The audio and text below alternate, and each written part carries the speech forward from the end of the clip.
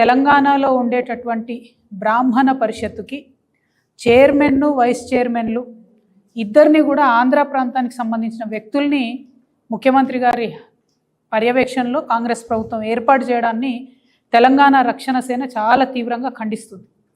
ఎందుకంటే మన తెలంగాణలో అనేక వేదాంగాలు చదివినటువంటి చాలా గొప్పనైనటువంటి బ్రాహ్మణులు ఉన్నారు, విద్వత్తు కలిగినటువంటి అనేక మంది మహానుభావులు ఉన్నారు.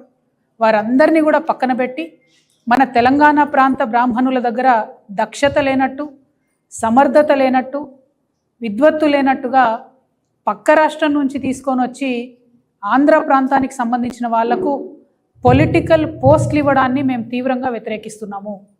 ఆంధ్ర ప్రాంతానికి సంబంధించినటువంటి అనేక మంది విద్వాన్లను మేము కూడా చేతులెత్తి మొక్కుతాం, నమస్కరిస్తాం, వారి పాదాభివందనాలు చేస్తాం.